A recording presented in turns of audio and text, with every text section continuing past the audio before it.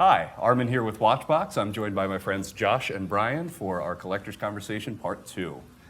Guys, I really wanted to start this out by outlining one thing that I noticed in both of your collections, and it is a heavier influence of Patek. Oh, we're going right in. Right in. Heavier influence of Patek. What caused that? I don't know how much evolved or changed for me with Patek. This one cycled out for a brief moment, but it cycled back in because... So this is the 7234G. Yep, the mid-size.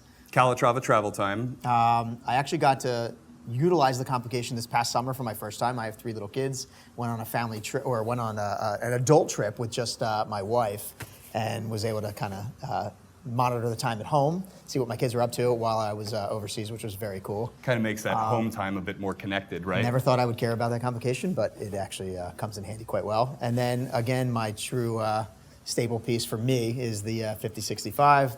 To me, the best wearing, most comfortable watch, the older iteration.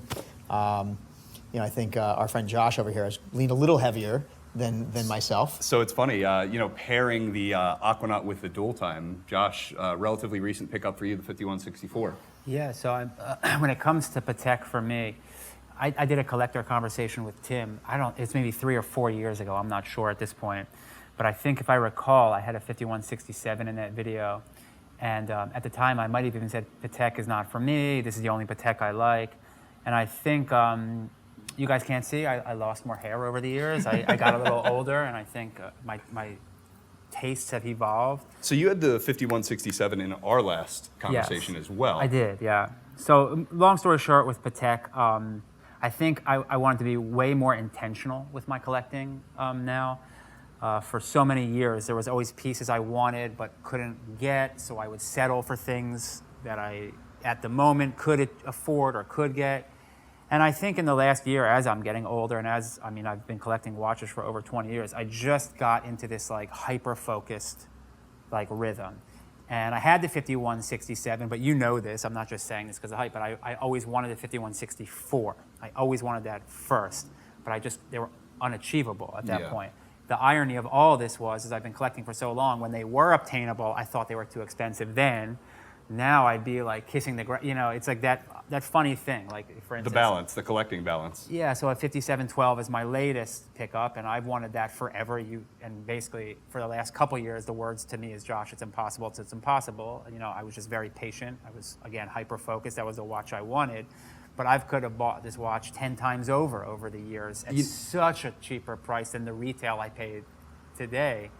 But you have to get to a point where you have to just get what you want. Stay focused and just go right at it. You two brought something up about the 5712 while we were sitting down before this, actually. It has to borrow a of the time watch phrase that we all use very regularly, it does have a neo-vintage feel. It really does. The case design, the slimness of the case, the nature of the shape, all of these things, and the integration of the bracelet, it makes it feel of a certain era. And the drilled lugs.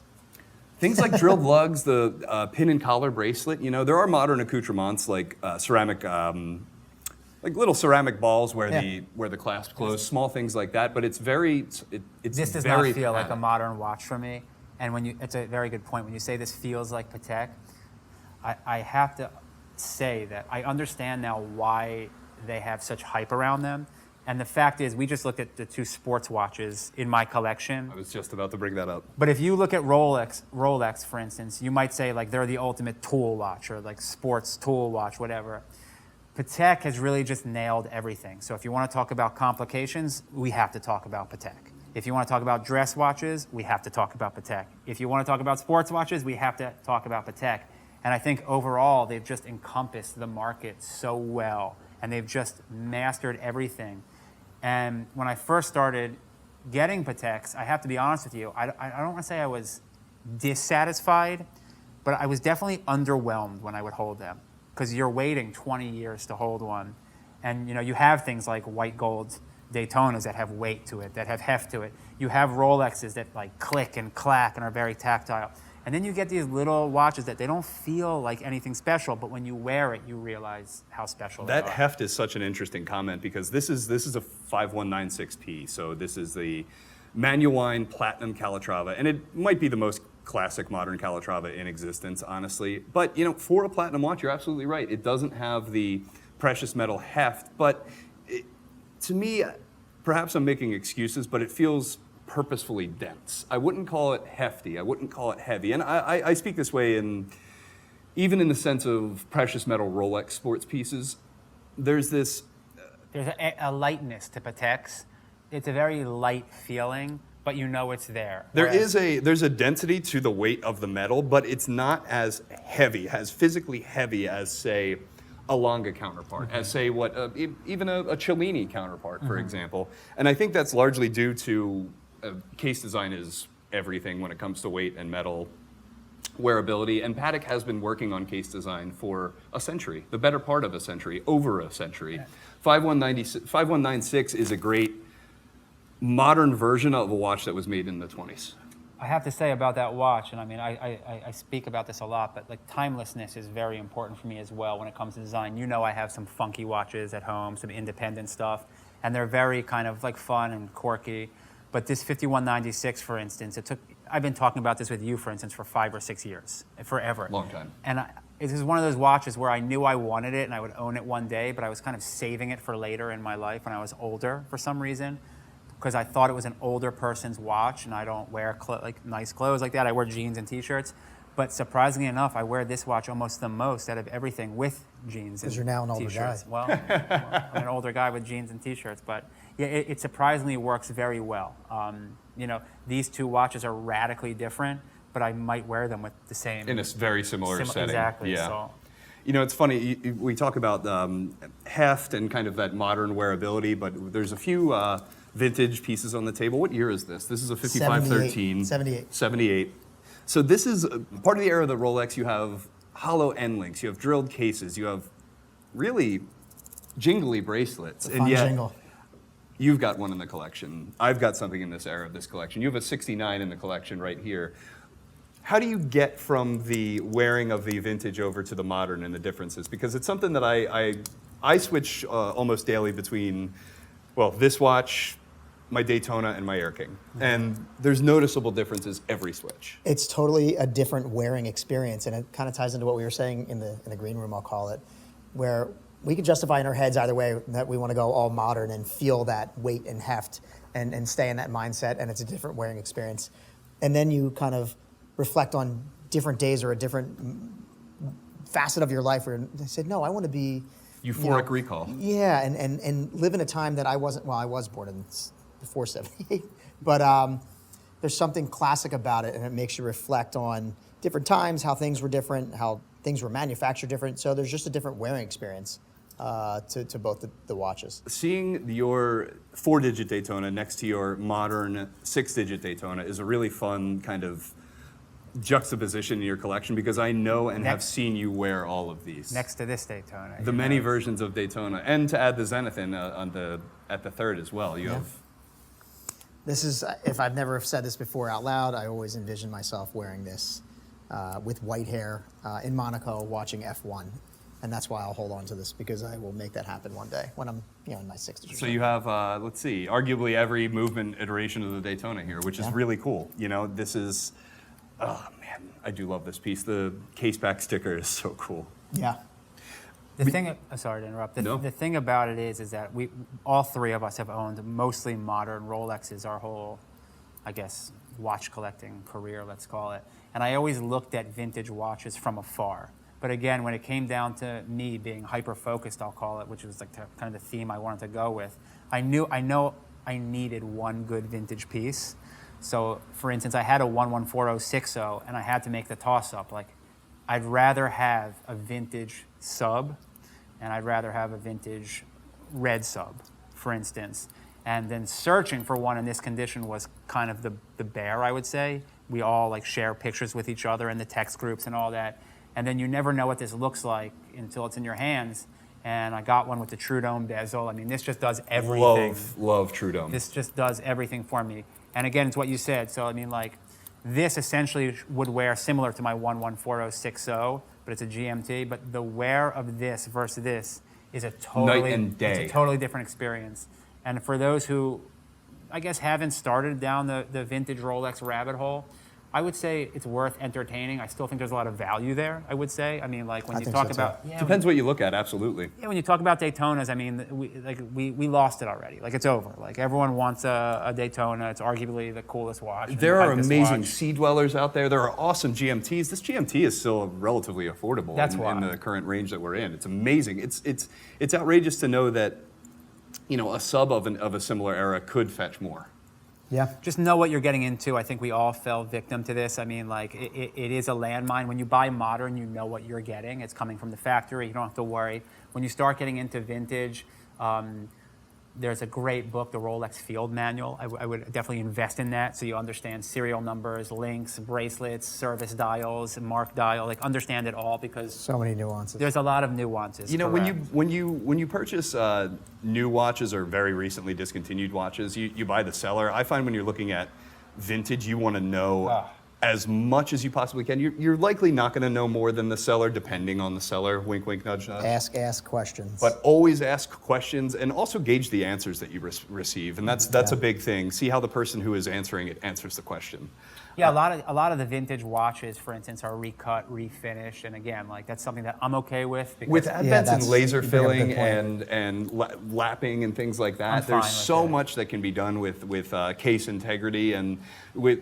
You know, we've probably lost so many watches to over polishing that just doesn't need to be anymore, and So that's the thing I would say. When I first started getting into vintage Rolexes, I mean, like I had a 1675, I had a 16750, and when I had this, I just was looking at the Pepsi dial. When I first started getting into vintage, Yeah. all I was looking at was one with a cool dial. I didn't realize I could always get fun, colorful bezel. Yeah, but I could always get a bezel. I could always get the bezel I wanted. I should have been looking at the lugs and everything.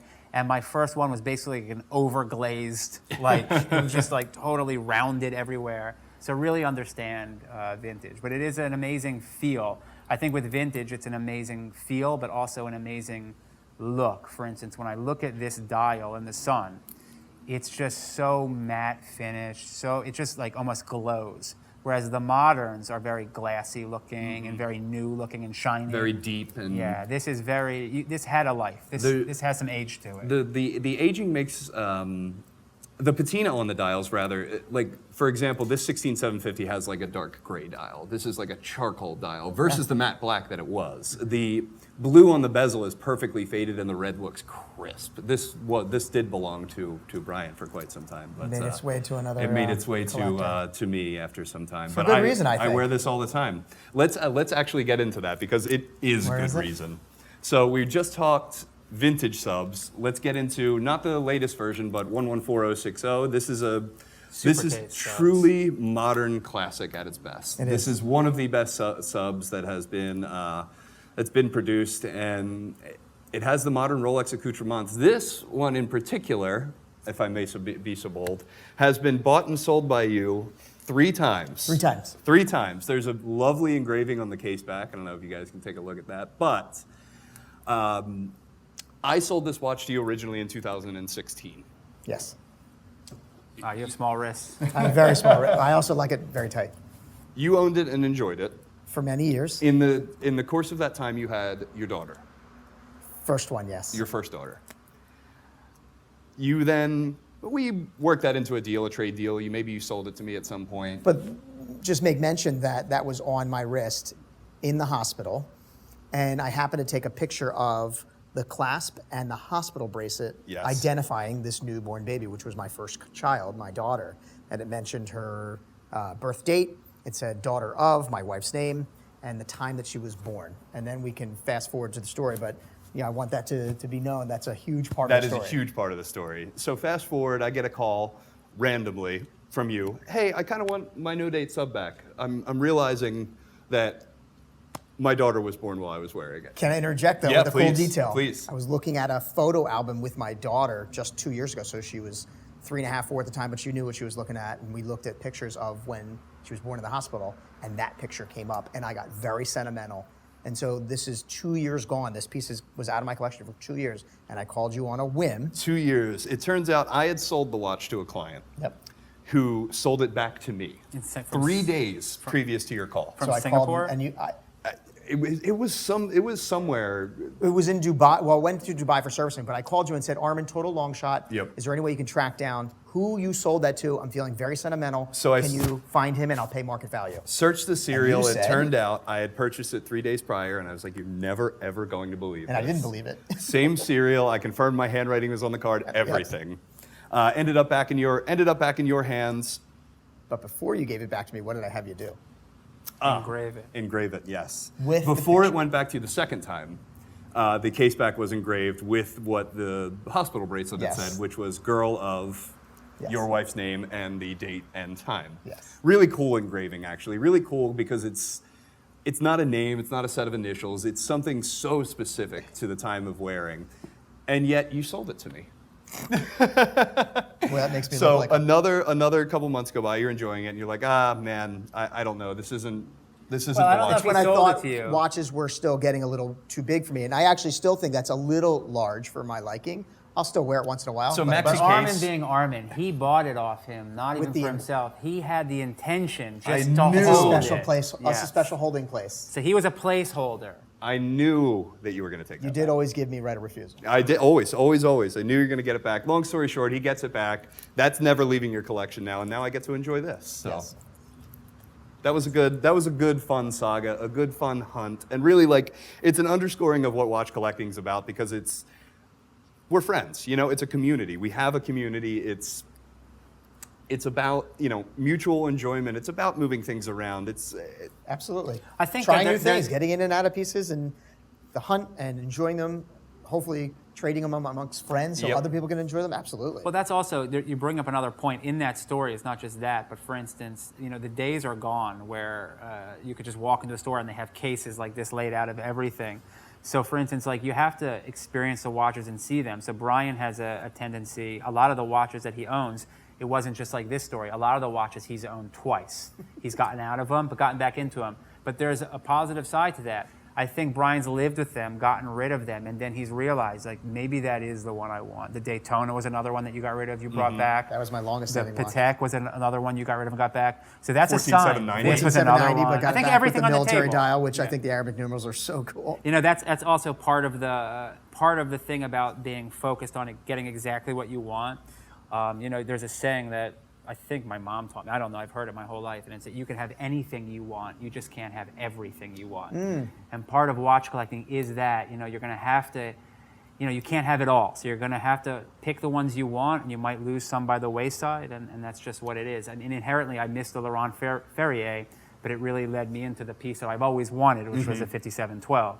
So, the good comes with the bad with this, and My brother said to me, he said, it's not about owning them all. You're never going to own them all. But if you get to spend some time with a lot of them, that's Right. great. I think that's the fun of it. I think that's a huge,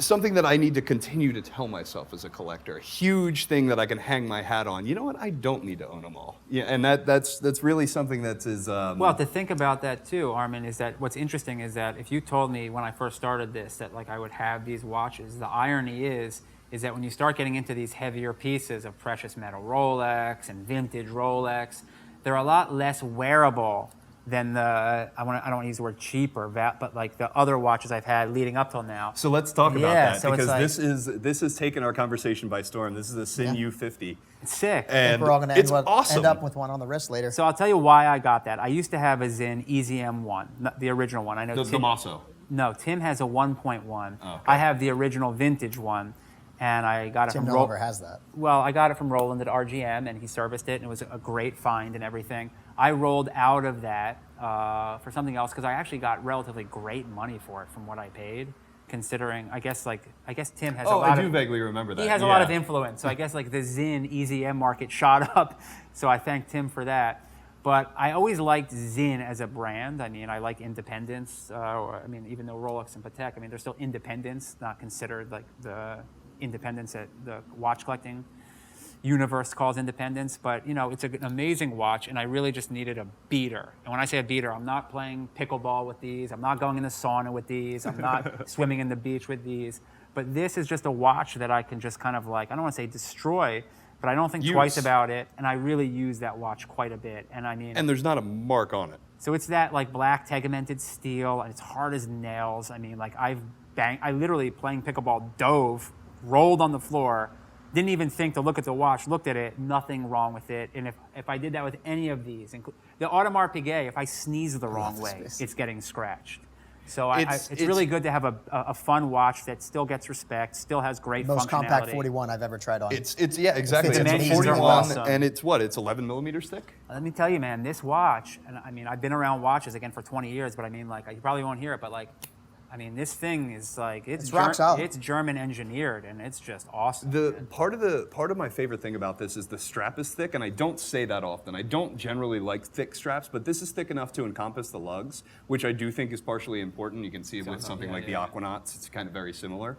It makes the case of already very thin case wear substantially thinner. So this more watch, thin. this is thinner than a Submariner, and it's double the water resistance. I mean, it's 600 meters. I mean, not that I'm ever. Oh, I I go just in- screwed down. I I thought it go wasn't in And it's a swimming pools. $3,000 retail. $3,070, I think. Is And again, retail. like compared to all this stuff, I mean, you can go online right now, buy that, and it's at your door 2 days later. The pockets of value in brands like this are really outrageous. I'm a big fan of Sinn for everyday And it's really wear. cool seeing that adjacent to this collection as well, because a lot of times when we think of Patek and precious metal Rolex, we think of a particular collector that is on the opposite end of the spectrum as the guy who has the black U-50. Look, I'm gonna say this, and again, like you guys know, I've been collecting for a while, and compared to my original video I did with Tim four or 5 years, I'm not even sure, it's been a minute. The only 2 watches in my collection from that video are this AP I'm wearing right here, and an Invicta I have at home. So Dinner I mean, plate? I have an Invicta that in my collection that literally sits beside a 5712. So Let's bring the APs out for a minute, actually, because you had a bit of a change. Talk about your experience with that. So you had a change as well. So you had a 14790. Yes. The exact one is this, same dimensions, everything. But the only exception is the new military dial. Can I see that for a second? Yeah, absolutely, of course. To me, it's a fun play on what I think is a sporty, elegant watch. I've always looked at the military dials, just never pulled the trigger on one. And then you and I got together on that a couple months ago. The first thing I noticed on this when you sat downstairs, it was still glowing from your time outside. Yeah. Like it was that faint got some pale strong green. room. It's amazing. And this is it's an interesting piece, right? Because you have the Audemars Piguet text, you have the Royal Oak text, you have automatic, and you have kind of an outlandish Arabic numeral setup. It's Some would say it has an identity crisis, but I'm Some cool would with- say that, I'm but I cool with love it. I I love it. it for It's that a fun reason. watch. I actually thoroughly enjoy wearing it. and I think it's a unique watch at first. So we all share with each other our opinions. And I will say that's what's interesting about this. When Brian first showed it to me, my, I guess, thoughts on a Royal Oak are so directly on like this version of a 15400. yes, or a 15300 or a 15202, like that version of a Royal Oak. That when I saw this dial with the branding and the sword hands and like the sword hands are what numbers, makes that. I love yeah, the I sword was hands. just like, this thing's weird. But now that I see it in person, I mean, it's basically like a military sub for AP. That's how I see this. what I like, and Super thin too. I usually It don't wears like this so well. on off of Royal Oak, but lack of tapissiere is cool to me. Like on this piece, I think that is really, really cool, and it has that that inky black dial, that very deep black dial that kind of we were discussing recently with modern Rolex. There's nothing mad about it. You look at it and it's unmistakably easy to read. It's unmistakably legible. You can, at a glance from a mile away, read this. And I remember thinking, you've got a decent amount of white metal black dials. Maybe you don't need it. And I stand corrected. Absolutely. You say that a lot to me. I do. You have okay taste. And then the other one was the 14700, the gold one with the gray tapisserie. Yeah. I missed that one a little bit, but I didn't want 2 gold pieces in the collection, so I chose the Monaco Old Man That's so F1 classic. experience. The interesting Daytona thing to wear about the instead. dial, if we're going to talk about the dial, so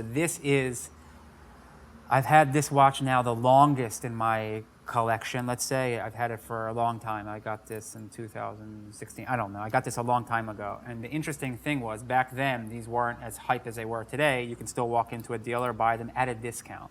So I got this from Govberg a long time ago. And he told me he can give me the white dial at a better discount at the time. And me being me, and this is kind of, if I can give anyone some advice on collecting, I wanted the black dial, but I cracked on the white dial at the time because I could get a better deal on it. But you guys know that I always wanted the black. That sat in me like a little pit in my stomach. Every time I wore the white You one. pitched a trade to me at some point, and I was like, don't, it's not worth it. So that's what happened. I mean, I went to Armin at one point just saying, like, I definitely always wanted the black dial instead. And ironically enough, when I sent this in for a service with AP, I just said, swap the dial for me. So this is my original watch, but when I got it serviced, I had AP swap it for a black. And this is, my original watch. They're holding the dial for me. I was just going to say, now AP keeps your white dial on file. Yeah, I don't know, whatever they do. Did they offer you blue? I'm so curious. I never asked. I wanted black. Black is the way to go, in my opinion. But again, like there's this and that's another question or another thing I'd put out there. Like a lot of these brands are approachable. For instance, like I've had great dealings when I've called Patek, and I was a little intimidated, like, oh, I want this strap. But they were very like nice and approachable. AP, I thought they were going to be like, we can't change your dial. They were just like, yeah, sure, we're just going to hold it. So everything was very approachable, and it was very, I want to say, it wasn't cheap, but if I traded my white for a black, I would have gotten murdered. Yeah. Whereas this, I don't want to say, I think it was like the service plus like $300. I'm not sure. But I know that I was like, okay, yeah, let's do it. And now I wear this watch a lot because it's more of what you wanted it to be. it's what I wanted. And Yeah. that's what I was going to say about all of this. Like when I got the Batman, for instance, I got it on a Jubilee because you got me one on a Jubilee. But I knew I wanted it on the Oyster because for me, the Batman was more masculine on a Oyster. So I wanted the Oyster. Just swapping that out. In the last collection, I had this on a Jubilee. Now on an Oyster, I wear this all the time. Yeah. So it's just those little things that make a difference. To me, a dial that's- swap, a bracelet change. Like my collection changed, but the watches are still the same. Yeah. But they changed. Yeah. And know? to me, it's interesting that, relatively similar, yet slight changes. You've gone through some changes to come back home. That's what I see a lot in this. And it's, a piece like the 116-500 going out for as long as it did, because you were without it for... About a year. Okay. But I had it for 6 years. I think I've mentioned before, I was in Basel when it got released, which was awesome. Yeah. And I was able to get it afterwards. So, yeah. On the Daytona, man, I'm just gonna make a statement also. Like, the hype is real, but it's so well deserved. Like, I mean, they'll tell sadly you that is. I hated Daytonas forever. You so did, I was like, too. It's I was funny. in the whole collecting group because we have a huge collecting group. I was the anti-Daytona person. I never got it. Then I tried on an Oyster Flex, and I was like, okay, I can kind of get behind the Oyster Flex because of the bracelet, and it wore great, and the weight was there. But I have to say, this white gold Daytona, I love that man, watch. The Daytona for me is just the perfectly proportioned watch. I would just say the proportions are there, and then put precious metal on top of it, and this dial, this whole configuration is it for me. I mean, I'm done. It's Like, amazing to see. I love seeing both of you guys here, and you both have multiple Daytonas in the collection. You're a bit generational in yours, which I I am. absolutely love. The generational thing, and that's kind of the direction that I want to go into.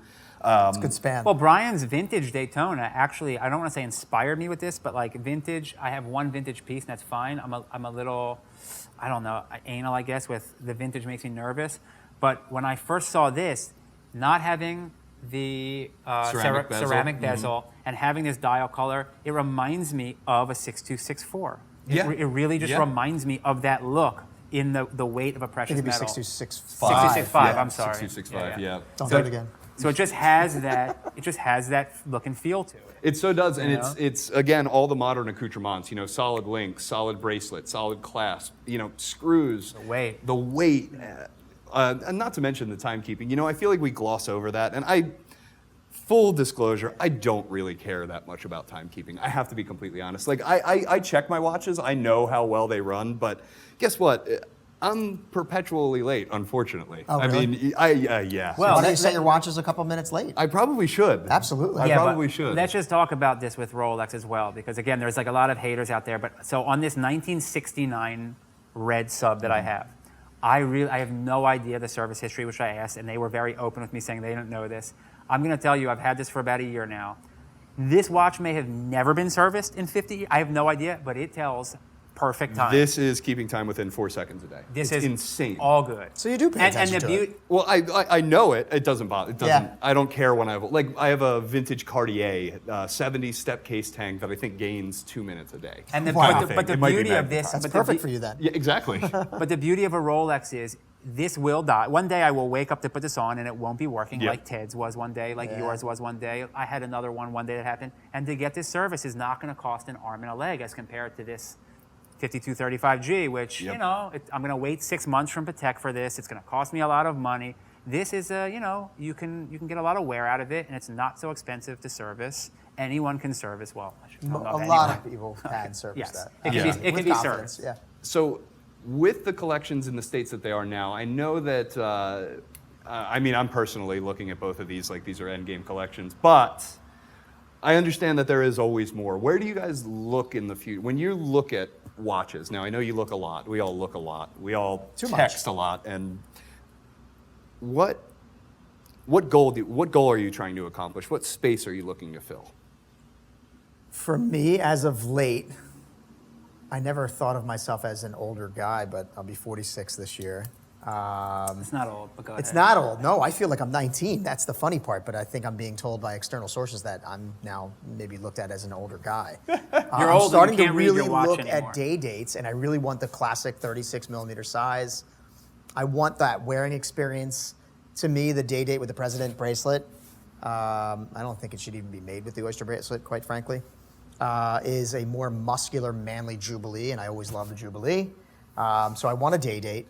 And to answer the question why, as I grow older, I want to try and refine things even more, and I've geared towards smaller watches, and they seem to fit the bill better. They're not as in your face, but they could still be elegant and a conversation starter for people.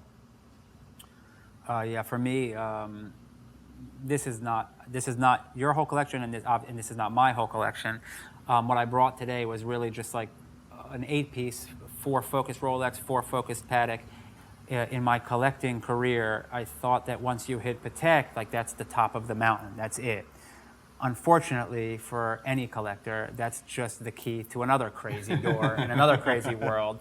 So I got into independence a while back, and like I said, I mean, I've played with Urwerks and Laurent Ferriers, and I mean, I've talked to you about Groenfeld. So in the future, I think I got into independence a little too early without wanting the foundation pieces. I can understand that I had, and that's where all that focus came from. I basically said, these are the Rolexes I want, these are the Pateks I want, and now that I have this foundation, now I would like to enter more into the independent world, but I would like to enter the independent world with the same focus that I had on these.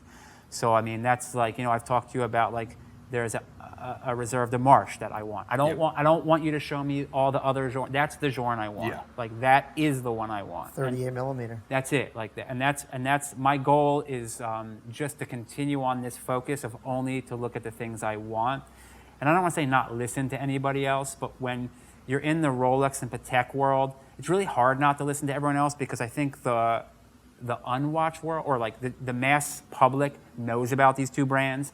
They obviously know about the Nautilus. They know about the Daytona. There's strong, many, and loud opinions. Yes, when you get into the independent world, a lot of opinions start coming at you. You should get into this. You should look at that. And I think in the independent world, you really have to believe in the brand and you have to get behind what you like. And that's where it gets a little tricky. For instance, I mean, like I love Laurent Ferrier. I mean, like I just love it. I know in the circles, I've had people say like, don't buy that, or you should buy this instead. But again, just buy what you It depends what you like. on your philosophy with your collection. Really does. There's so much value out there in, I mean, truthfully, both in independents and in group brands. We were talking about Breguet earlier. How much value there is potentially. I might Undervalued. just buy an Apple Watch.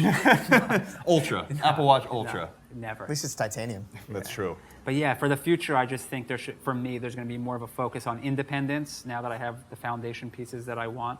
And yeah, we'll go from there. I love it. I think an underscoring in my collecting lately, and I'm thankful to be there, is just living in my collection and just enjoying it. And well, I think the funny thing too is like on both sides of the table, there's not an insignificant amount of quote unquote hype pieces, but That's not why you guys are collecting these. That's not why, like, I know you in this watch. You wish nobody knew what this was. Yeah. You wish nobody in the world knew what this was. You just love it. And I'm kind of in the same boat with Daytona in general. And it's not about the hype, but it's to be said for these hype pieces why they're there. You know, you have two seasoned collectors at this table that both have gone through dozens and dozens of watches and brands and different styles and trends and tastes. And you know what? We all talk about how Daytona is perfect. We talk about how it's a perfect watch. We can talk about how a 5164 is a perfect sports Patek. And we're not talking the perfect watch. There's not just one perfect watch, but there's a lot of perfect watches out there. And I think that's something we can kind of close on, actually, just because. Gun to the head? No, we're not. How to pick one perfect watch? We're not doing the gun to the head. But on the hype conversation, you guys have to realize, like, the watches are hype for a reason. I mean, like, that's just what it is. And if you talk about, like, you know, I've had a ton of watches, JLCs, a Lange&Söhne, and all this. But if you want to talk about dress watches, I'm going to put it out there. Maybe I get shredded, but 5196, that's all I need. Yep. I've had a ton of sports watches, even these Pateks and all that, but, like, Daytona, it's all like, so like these two, it's like, I don't know, gun to the head, I don't know what I'm gonna do, but there's a reason these watches are hype. I don't know how else to say it. I mean, again, like I've had a lot of watches and it came full circle to like, these are just great watches. It's okay. You know? We can unapologetically carry on. There is nothing wrong with talking about Patek and Rolex for as long as we can. You know, that is an underscoring thing as well. And I think some of the conversation, you know, when discussing independence, you know, the production numbers of Patek and Rolex make people think that they're not involved in, you know, in the independent space, but they really are the underpinning of the independent space, and they really are perhaps the most important brands within that. Well, I mean, like, I think, and I don't want to harp on this, but a lot of the independents, for instance, if you look at Redzepi, I mean, one of the key elements of his success in the career Jordan is connection. And Patek. And Patek, yep. So, you know, it's like a lot of amazing watchmakers that we look at today in the independent space have gone through Patek. Laurent. You know, Yeah. They've gone through this. And again, like, you got to give credit where credit is due. I mean, if you talk about complications, again, I don't want to harp on this, but it's Patek. I mean, they're just the masters at this, you know? I mean, so, yeah, we can't ignore these brands. Looks dynamite on that strap. It does. It looks amazing. So much better than the other one, in my opinion. Yeah, Totally changes the watch. I'm a strap monster. I don't know if this is gonna get on film, but like it's just, I don't know. I like straps a lot, so we switch them up a lot. Well, Brian, Josh, I really appreciate you coming in, bringing a small part of each of your collections in. And until next time, thank you guys for watching. Thank you. Thanks.